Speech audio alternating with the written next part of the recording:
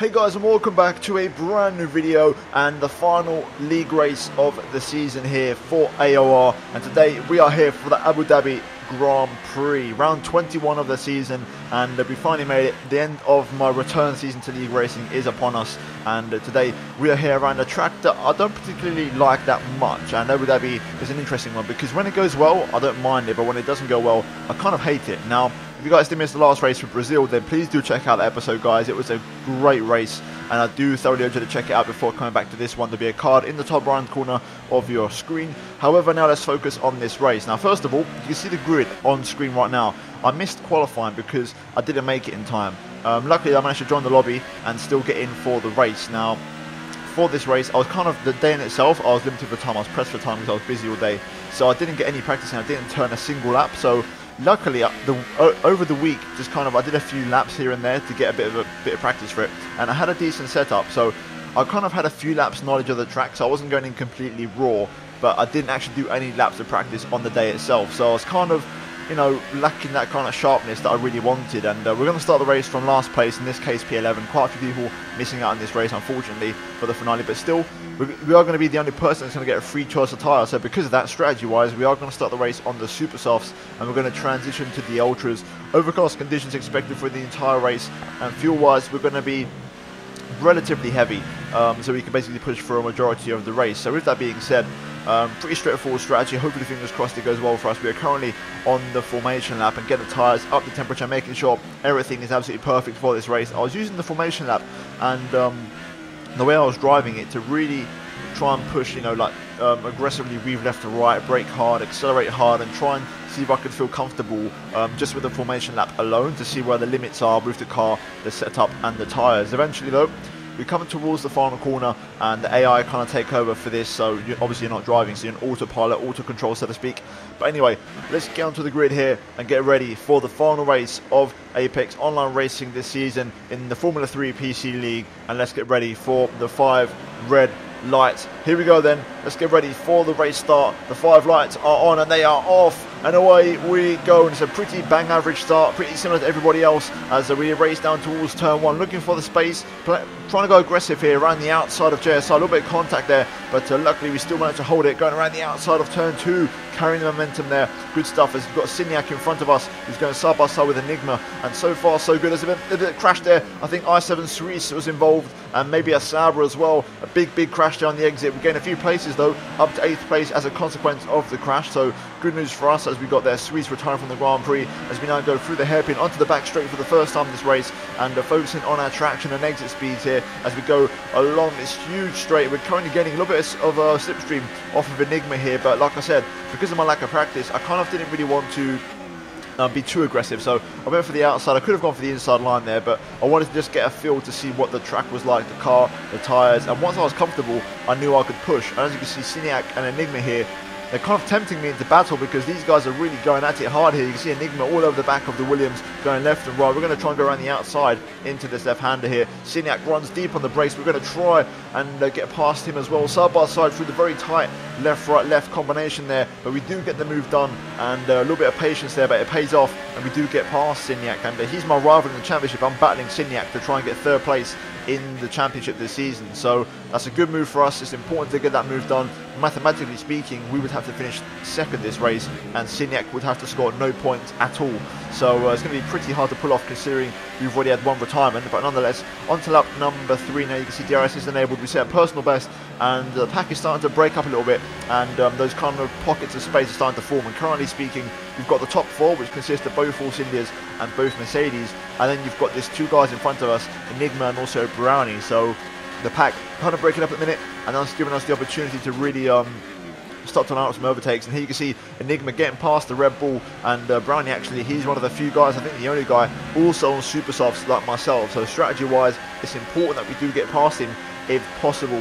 As you can see now, Brownie currently getting a toe on Enigma as he's going to try and go to the outside here, once again to the left-right-left combo chicane, and we're going to basically be patient again and wait for our opportunity. Enigma gets really out of shape. We go down the inside here, and then there's contact, and Enigma goes for a spin, and it's unfortunate for him. A bit of a 50-50 in my opinion. We'll see it back in a moment in the replay, but as you can see, I wanted to put the timer on screen for you guys to see how much time we lost. I was trying to do the gentleman thing here, try and basically slow down, because, you know, generally speaking, if you take someone out, you've got to slow down for them. I wasn't really sure at the time if it was my fault, but just, you know, for the benefit of the doubt, I was like, okay, I'm going to slow down, let him go again. So we lost about 20 seconds just by slowing down there, which was a real shame, because we made such a good start, made all the way up to P7, and ultimately didn't really pay off. Now, let's look at a replay and see exactly what happened, because in my opinion, it's a racing incident. It's a 50-50, because as you can see here, we cut back underneath Enigma, and we do manage to get our nose relatively alongside, but then Enigma tries to go down the inside of Brownie, and I think in the process of him going to the inside, he doesn't realise my car is still there, and I think we end up going for a spin. So it's a bit unfortunate for him, of course, and I did, like I said, hold up, and I did wait up for him and hold up for him, even though I wasn't really sure if it was entirely my fault. And nonetheless, the very next lap, lap 4, we went racing again, and I'm going to try and get the move here on the Ferrari driver. Here we go onto the back straight, and maximum engine mode is deployed, and we're going to fly past with some DRS, and it's a very straightforward overtake down into the chicane here, and we're going to get also down for the apex, and then we're also going to open up the line to really get a good exit, and that way avoid Enigma potentially coming back at me with DRS on this back straight. So far, not too bad.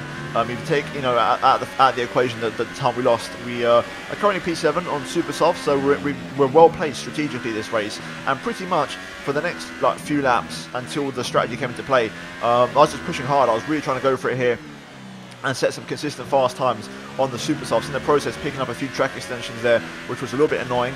And you can see currently we're looking okay, you know, pace wise. We're starting to make some progress here, and but then once again we cut the corner and we pick up our first 3-second time penalty of the race, which is very unfortunate, but again I'll put that down to lack of practice, just not being too sharp on the day. However, we keep on going on to lap number 8 now, and we've got the first of the pit stoppers, and it's, I think, Marion in the Force India. He was one of those in the leading pack, so good to see that they're already suffering on their ultra softs, which is quite an early stop, although I think Marion may have been on hypers, not sure, I'm not 100% sure on that one. But again, you can see there another track extension on lap 9 going underneath the hotel, and we're currently catching up to JSR here in the Renault as he gets well out of shape there. You can see him lose the back end out of that corner, and you can just visually see how we're really catching him. Also, we've got cars in the pit lane. I think this time that's going to be, I want to say Hazard in the pit lane maybe, or Corny. No, okay, it's Hazard in the pit lane there for the Mercedes team. So we're going to jump up to P5 in this race now as we reach lap 10, and we're now really closing the gap to JSR, and I'm hoping to be within DRS if possible on the back straight. So far though, the race is going well. I'm happy with, you know, most of it. The pace seems really strong. I was very impressed with my pace. We really had a very strong race pace, even on these super softs, which is the slowest tire. We really was competitive, and here we are then behind JSR, and we're in the slipstream. We've gained so much time on him. It's going to be a very straightforward overtake here on the back straight. JSR doesn't defend, and we're going to just breeze past on the inside line and make a very straightforward, comprehensive overtake for P4 there on lap number 10. And once again, we're going to get slowed down for the apex and focus, as always, on our exit onto the back straight. That way we can avoid any potential switchbacks or, you know, re-overtakes, and not waste time on any battles. But now onto lap 11, and as you can see, we've got a couple of more cars in the pit lane. This time I think it's Corny, the man who won the championship last time out. He's in the pit lane now in the other Mercedes car, and we jump up to 3rd place now. So slowly but surely making decent progress here and gaining those positions. We now finally have Lemon, who is pitting in for the Force India team, and we're going to jump up to 2nd place as Hazard sets the fast lap of the Grand Prix in the Mercedes, quite a bit faster than me. And that lead pack that pit in for tyres, they were extremely fast. You know, they were really like a couple of seconds faster than me every single lap. And my target at this point was actually to try and see if I could overtake Brownie before the leaders caught up to me, because that way I could buy myself a little bit more time and not have to battle with the lead pack. And as you can see, onto lap 14 now, pretty much halfway distance. My tyres are around 60% worn on the rears, and we're scheduled to come in next lap on lap 15, and we've got Hazard behind us now in the Mercedes. He's technically in a net race lead if he goes to the end of those tyres, so we've got pretty much the race leader behind us, and I'm trying to close the gap with Brownie here to see if I can maybe nab some DRS going on to the back straight. That would be absolutely ideal for us if we could pull it off. And I have a very strong chicane, and also you can just visually see Brownie is really struggling on these tyres now. The rear tyres, you know, you murder your rears around here. If you're not careful, you will kill your tyres. And as you can see, we do enough. We get DRS on the Red Bull, and that's going to buy me the time that I need to hopefully stay in front of Hazard, and actually, instead of defend from Hazard, start attacking Brownie here. So here we go into the chicane. Brownie locks up, compromised line quite badly there, and we're going to get a very nice line, good exit as well, and we're going to get the traction down quite nicely considering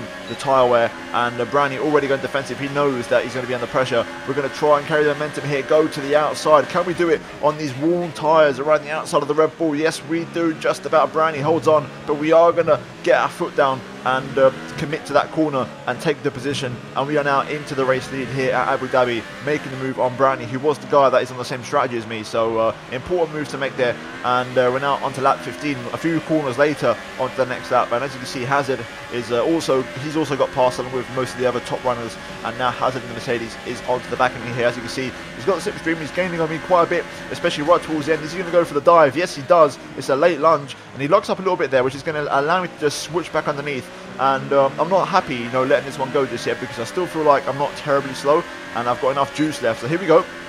DRS open, max engine modes once again. Here we go to the outside of the Mercedes, and we're just going to get our nose in front. If you look at the mirror there, we're just going to get our nose in front before the corner, and we manage to turn in for the apex and take that position back, and we go back up into first place in this race on lap 15. You can see the train of cars though, we're starting to fall behind us here, so everybody's queuing up as we come into the pit lane now for our one and only stop of the race. So a good stint, a good recovery considering the amount of time we lost with the incident with Enigma, and you have to wonder, if those 20 seconds, if we could get those back, we would be so much further ahead right now. But as you can see, into the pit lane then, and we're going to do the contra strategy, the reverse strategy. So we're going to go into the ultra softs, and we should be pretty quick here. If these tyres hold up, we should be quick. We're currently P5, looks like Brownie is also coming in as well, so he's going to be behind us on the same tyres. But other than that, nobody is near us to challenge us for P5. So we're going to rejoin in a net 5th place, and we've done all of our pit stops now. So all we've got in front of us is both of the Force Indias and both of the Mercedes, who were ahead of us all race long pretty much, the lead pack. So a long way to go. You can see there, looking at the sector times, we're 17 seconds behind as we pick up our second penalty of the race, which is really unfortunate. And cold tyres, and also the amount of grip I had on those kind of surprised me, to be honest with you. I turned in used to the super softs, and the amount of grip on the ultras kind of surprised me, but nonetheless 17 seconds means to make up that gap, and straight away we got to work on the ultra softs here, and we started pumping in the lap times, lap after lap after lap, and the ultras were absolutely phenomenal. They were such a good tyre, and to be fair, they held up way better than the super softs. You can see the gap now down to 11 seconds, making incredible progress in just 3 laps here, and we just kept on going and going and going, and the car was working well, the tyres were working good as well, as we pick up another track extension there, and the lap times were, the most important thing here is the laps were consistent, and the tyre performance was also consistent. So we was making that progress, and I was also asking on the radio, to Jeff, to see where everybody was and see what penalties people had. So I kind of got an idea of what people around me were doing, so I knew whether to push or not. And eventually, you can see here on lap 23, we finally caught up to Marion. We made up that 17-second deficit in pretty much 8 laps. So really strong pace, and we're now on the cusp of taking off P4 in this race, which would be absolutely insane. Marion here, pretty good straight line speed to be fair in the Force India. I could have gone for the move here, but decided to be patient once again and not risk it. Save it for the second straight where we'll get DRS once again. However, Marion actually got really good traction out there. I didn't get the best either, and you can see he's actually opened up quite a nice gap, and combine that with his straight line speed, I didn't think I was close enough here, because he really got some good speed, but then we go around the outside here on the brakes. It's a late one, and we actually carried the momentum all the way around the outside, and I think that's just down to the tyres. A worn ultra soft is just much better than a worn super soft around here, and we just had the grip and the momentum. We went clean around the outside for a beautifully executed move, and fair play to Marion there for leaving the room as we pick up another penalty now, our third one of the race. 9 seconds added to my race time as we speak, and eventually we skip onto lap 28, and I kept on pushing and pushing. We had to make up a 7-second gap to Hazard. We managed to close down those 7 seconds going on to the last lap of the Grand Prix as Lemon wins in Abu Dhabi. We come home P4, which actually becomes P3 because Corney had penalties, I believe. The championship winner had, I think, 16 seconds of penalties or something like that. So we actually overtook him on penalties alone because we pretty much caught up to the leaders. We was on the same straight as them. So I made up those 17 seconds in that final stint quite impressively, and I really did have the pace. And penalties aside, if I'd not had that incident, those 20 seconds lost, we should have won that race, in my opinion. Even with the penalties, I think I should have won it. And my pace was really strong. I was shocked to see how strong my pace was.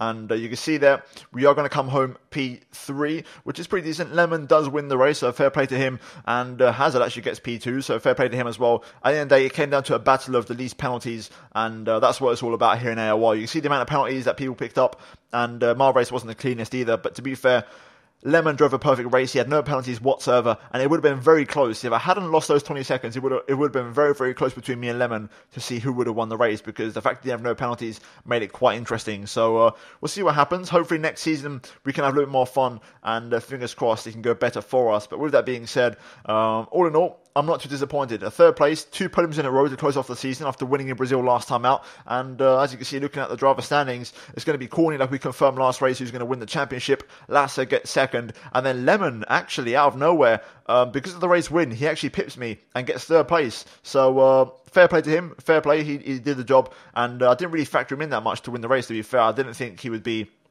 that strong of a contender, but he does get the job done. He wins the race, and Lemon actually gets the bronze medal, so to speak, in AOR in the Drivers' Championship. We are going to get P5. We just missed out Ian Basti in there, and I was kind of hoping penalties would, come through, because if Hazard had a few more penalties, even if he just had 12 seconds to my 9, I would have finished second, and I would have got 4th place in the championship. But still, the fact Lemon managed to beat me to 3rd, that's what annoyed me the most. So fair play to Lemon. He had a perfect race, no penalties, and he deserved the win. So fair play to him. We come home P5 in the championship, and pretty much that's going to be it, guys, for this season. It's going to draw the curtain on a very topsy-turvy season here in AOR. Lots of driver changes and lots of transfers, lots of people getting promoted to F2 and F1 respectively, and fair play to those guys. And also me personally, from our standpoint, I didn't really practice enough this season. I didn't put in enough effort. And those races where I did have good pace, Silverstone, Germany, and Brazil, and also here today, Abu Dhabi, I had really good pace. So, overall, I'm okay with my season. I'm quite happy with it. I managed to pick up a race win, which was my target, just to get a win in my return season to league racing.